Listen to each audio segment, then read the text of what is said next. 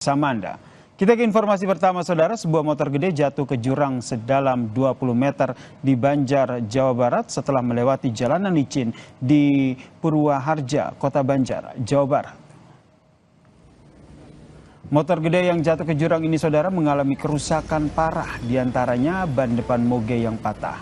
Kecelakaan tunggal ini terjadi karena pengendara moge tidak menguasai medan saat melalui jalanan licin setelah hujan, hingga motor menabrak tiang pembatas jalan lalu terjun ke jurang.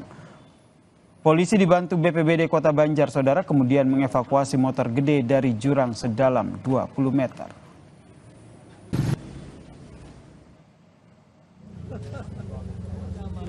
Pengendara moge selamat setelah tersangkut di tiang pembatas jalan, saudara. Korban hanya mengalami luka.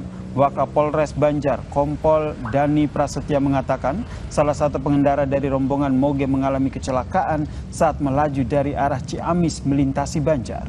Korban langsung dibawa oleh ambulans dari tim rombongan menuju ke rumah sakit terdekat.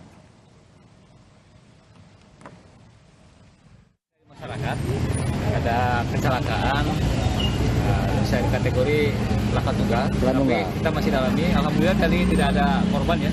Jadi yang bersangkutan pengendaranya. Itu luka ringan atau gimana? Ya? Luka ringan atau gimana? Sepertinya luka dalam. Luka dalam ya? Dibawa ke rumah sakit. Sepertinya karena ini belokan licin, jadi pada saat berbelok sebenarnya tergelincir masuk ke dalam.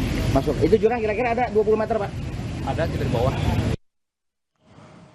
Saudara, 4 orang petugas kesehatan gadungan mencuri 37 gram emas milik lansia di Kabupaten Cirebon, Jawa Barat.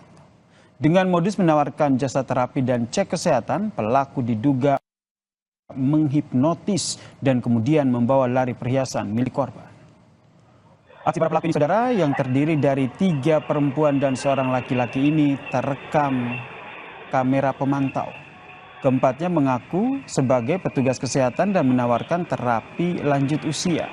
Termakan bujuk rayu pelaku, korban kemudian melepas perhiasannya dengan alasan akan diterapi.